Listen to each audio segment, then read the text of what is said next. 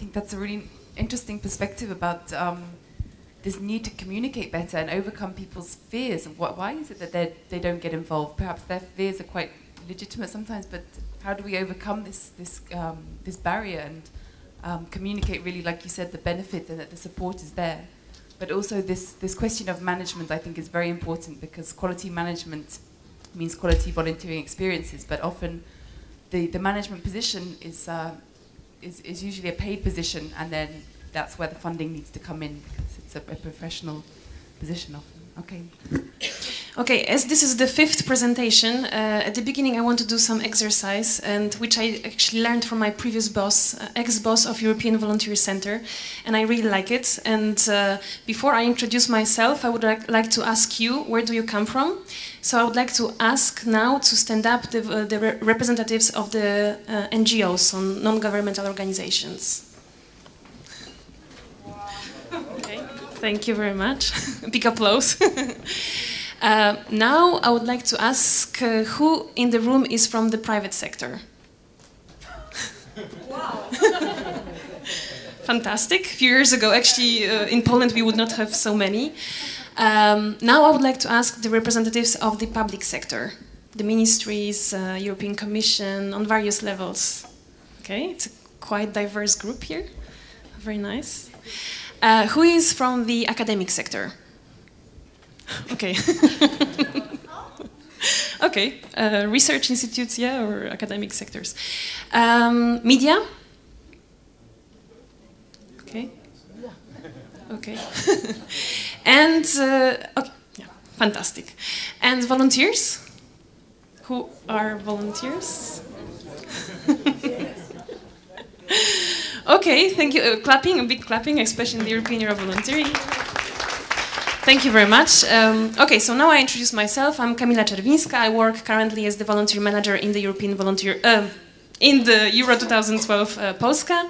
Euro 2012 Polska is the local organizing committee for the UEFA Euro 2012.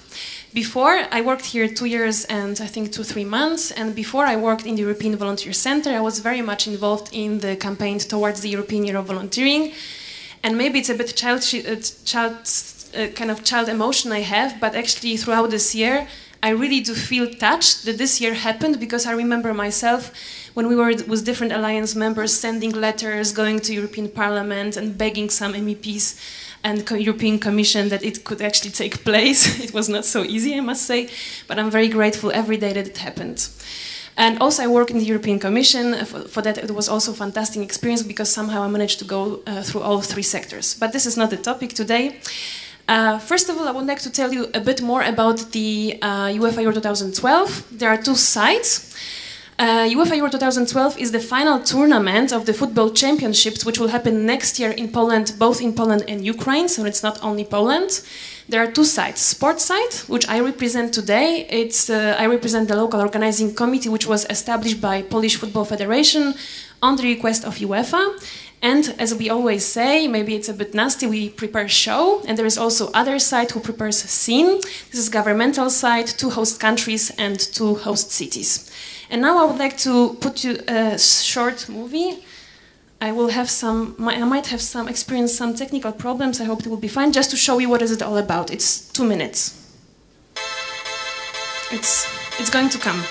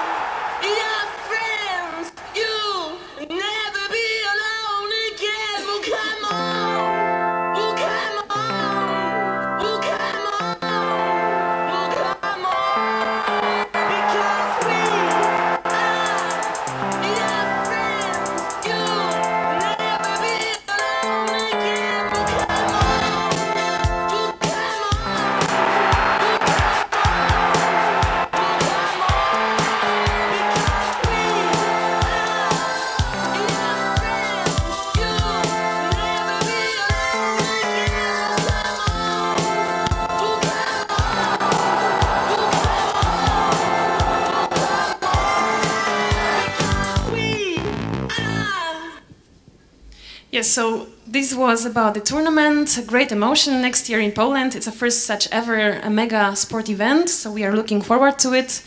And as it will come, just 2 minutes, 2 seconds, what results from this separation of sport and governmental side, there are also 2 volunteers program. I will talk today about the UEFA Volunteers Program. So what is UEFA Volunteers Program? These are 5,500 volunteers who will in both countries support full UEFA staff in 20 operational areas, in 55 functions, and they will work in UEFA official sites, so in the stadium, at the airport, at the UEFA headquarters, and also here, because this expo center will be the international broadcasting center, so actually you are at the one UEFA official sites, and those volunteers you can see from 2008 on the photo. But today I'm going to speak about the quality actions. Actually, when we were starting to developing this program, we said to ourselves, of course, the main goal of the program is to involve volunteers alongside the UEFA staff, but also to provide the best quality experience for them, so they can serve as a potential after 2012 for Poland. So I'm going to speak about quality actions, some quality actions that we undertake with regard to management cycle, so communication, recruitment, training, motivation and education, also recognition, one could say, management of volunteers on-site, evaluation and legacy. First about communication, Professor said about that more just a few minutes ago. We decided to a bit inverse logic, as we had some challenges, because in Poland traditionally volunteering is perceived as something old-fashioned. People think it's just basically working for free, so we had a challenge in communication. So we decided to inverse logic. We decided that we need to reach the target groups and not volunteers, as it traditionally in Poland it was in the past, that volunteers were coming to organizations. No, we decided we will go towards volunteers and we reach different target groups. First of all, of course, young people, because in Poland traditionally young people, students, are involving in voluntary activities, but also it was quite a challenge for us. We decided to reach seniors. Seniors are traditionally not involving in Poland, maybe because of the communist past. And it was very difficult for us to reach senior clubs, the senior or third age universities, but we were trying to do so. Secondly, the communication we were giving, we were adapting the message to different target groups. So we were talking with different language to young people, and we were talking with different language to older people, and we were talking about different motivation or different benefits from the participation in the program for the people who are professionally active. Thirdly, we decided to design a logo which could actually differentiate our program. This is the logo you can see. This is actually, the idea was to have a person who is putting arms towards the heaven, kind of like a victory, V from victory, but also V from volunteers. And also what we decided that we need to have a one-person ambassador who will be supporting the program, or different kind of people who are supporting program. Here on the photo you can see Jurek Dudek, who is famous Polish goalkeeper who was supporting us in the recruitment launch. And also in the Ukraine it was Vitaly Klitschko, boxer, famous world champion, who was also supporting recruitment there and all over the world. Fourth one, we decided to have one point of information. It was quite important. We always underlined UEFA.com as the source of information, so people could know that only there they can be provided with relevant information about the program. We also, it's true all over, we had a good funding. You mentioned that the funding is very, very important. We have a program which has a budget of a few million euros. I know it's a privilege, but also we decided to use this budget to have a professional campaign which could reach different target groups. And what was also one of our quality actions, we tried to respond to volunteers, to candidates, to queries in 24 or latest 48 hours, which is very important. So we want to give a new quality kind of program to candidates, so they know they can actually be involved in quality volunteering in Poland. About the recruitment, I will not tell much because it's a huge work we did. We actually already finalized recruitment. It took us 2 years to prepare it and to implement it. Maybe I would like to just point 3 points or 4 major points. First one, it is a really extensive planning. It was 1.5 years that we planned recruitment. We were thinking which functions should be performed by volunteers, which not. For example, parking, should it be performed by volunteers or should it be performed by paid staff? are volunteers replacing paid staff or they are added value? So we decided, for example, in terms of parking or hostesses, it should be paid staff. And we decided in some other areas it can be volunteers. Also, about correct numbers, too little volunteers can actually threaten tournaments, but also if there are too many volunteers, they can be bored and they will never come back because we are wasting their time. What we did, we decided to learn on the best practice. We organized this kind of event first time in Poland and also this kind of volunteers program first time. So we went to London, we met with organizers of Olympic Games there and volunteers program. It was super inspiring. We could not actually replicate the same because they received 250,000 applications and they have 70,000 volunteers, so the scale is totally different, but still we learned a lot. And we decided to have volunteers recruiters program. We think it's very good for that when a volunteer recruits a volunteer, because there is smaller distance, we didn't want to create a distance towards volunteers. And also, we decided that the recruitment must be the first and the most important kind of like a quality experience for volunteers. When they are coming, they need to have a fantastic experience, they need to have a great interview. That's why we created animation zone, when they could have information, when they could animate themselves, play football, and just have fun, but also undergo this interview in a great atmosphere. If I'm too long, just do something. I will not talk about recruitment summary, just to tell you that we received 24,000 applications. It's a new record of UEFA Euro. We are very happy, 140 countries.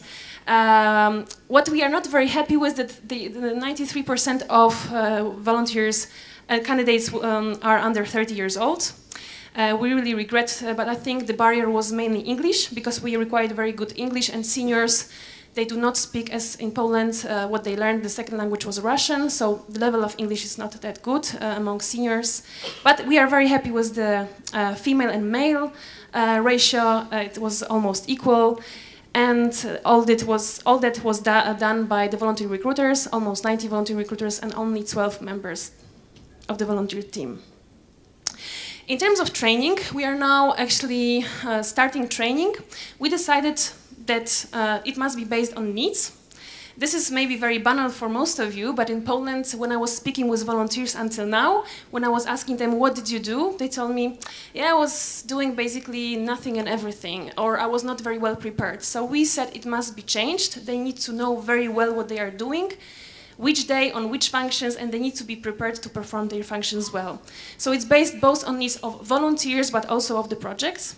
We decided to combine theory and practice. So first they learn through e-learning the practice about the tournament, about their function, about the values, and then they can actually practice this through the functional training. We decided to empower the volunteer team and also some volunteer leaders. We did train the trainer sessions so they can actually train volunteers now. And what is very important for us, it's team building activities as well.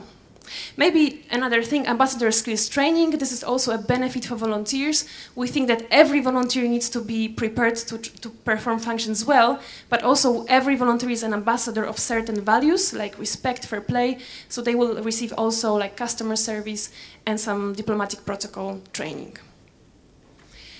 This is a very important part. Actually, I think also from the research of Stocznia or Shipyard and the social project, it's really clear that motivation of volunteers, it's still lacking a bit in organizations in Poland. So this process of supporting them, of giving them like empowerment to perform their activities, we decided that to create a kind of a program. It's a volunteer culture program, but it's very tricky when you design such a program because it must be based on the proportionality principle. So we need to basically kind of balance the needs of volunteers and their motivation to have fun, to meet people, with also their responsibilities, because we give them very responsible tasks. They are part of the teams, we treat them as staff, but also it means they have very responsible tasks, so they need to understand those both sides. What we did, we based that program on some of the most important UEFA values, so respect, fair play, solidarity, tolerance, and these are the same values as volunteering has, so I think for us it's very important to underline it. And what is very important, we want to create contact of volunteers with us, between themselves, kind of a sense of belonging, but also what was also underlined in the presentation of Rob. I think it's very important to create an enabling environment for volunteers to feel good, to learn, to serve, and to be empowered to make an impact. This we strengthened by benefits. As I said, we are very fortunate because we have enough budget, so we decided to give quite a good package of benefits for volunteers, agreements, certificate, which is very important, uniform, catering, transport, etc. But we still think the most important is the experience, professional experience they can get. The most important is the soft skills they can learn, like teamwork, like work in multicultural environment, because there will be foreigners in our program, like openness, tolerance, respect. We give them friendships. That's very clear from evaluation. 95% of people said they would repeat the experience again from 2008, but also they said because of people they met. So friendships and the social and human capital is very important. And love, we give them opportunity to find their love. Actually, two of volunteers from 1 year ago from the program, they just invited us for their wedding, so I'm sure it happens every day. And I think it's great. In terms of operations, I will not talk about this much because I could talk about uniforms, catering, and huge challenges we have, because we have, like, for example, 60,000 uniform pieces that we need to collect, store, etc. But I'm not going to talk about that. I'm going to talk about the volunteer center. Because this is also part of quality actions we take towards volunteers. So we create volunteer centers. They will be at every stadium. They have up to 1,000 square meters. They are branded. There is decoration. And there is a kind of training, relaxation, animation zone. They can come and ask questions. They can come and meet some other people. It's a very important place. They can play football. And also, it's a thank you for them for their time. It's the last slide. Actually, it's one of the most important. It's the internal and external legacy, as I call it. The internal one is evaluation. I think that UEFA Euro is perceived as one of the most professionally organized, also because there is extensive internal evaluation. So first, we evaluated the volunteer experience. They tell us if they are happy, what could be done better, and we keep it and we use it as a base for the next project. So, for example, evaluation of our project will be based for 2016 tournament in France. There is an extensive debrief, so not only volunteers, they judge their experience, but also we as the team, we judge what could be done better in recruitment, training, and this knowledge is not lost, because sometimes in Poland we do evaluation, but the knowledge is not passed, and this is very important that we pass this knowledge. And there is also a part of external debrief, which is actually not our primary goal, which might be a bit risky statement here, but we still involve quite extensively, as for us, in different legacy activities. First of all, we were working in the group of European Year of Volunteering. We were involved.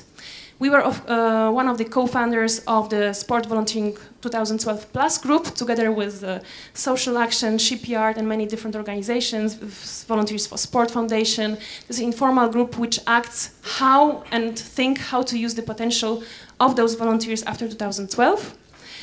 Actually, I'm very happy to tell you today, it's the first or the second time we announce it. It's still very fresh. Together with the Social Action, we conducted research, first such research organized in Poland, among candidates towards to the program, to check their motivation, to check their attitudes towards volunteering and the program.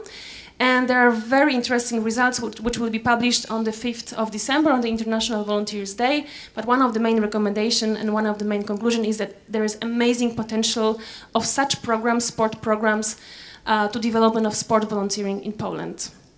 And the last, actually, it was exactly the last sentence of Mrs. Anna Giza-Poleszczuk. We will have in Poland, after 2012, 3,000 volunteers from our program, 3,000 volunteers from the Host Cities program.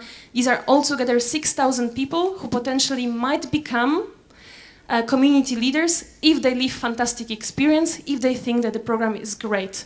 And this is a question now to volunteer organizations, how to use this potential, because we do our best to provide this quality experience to them. Thank you very much.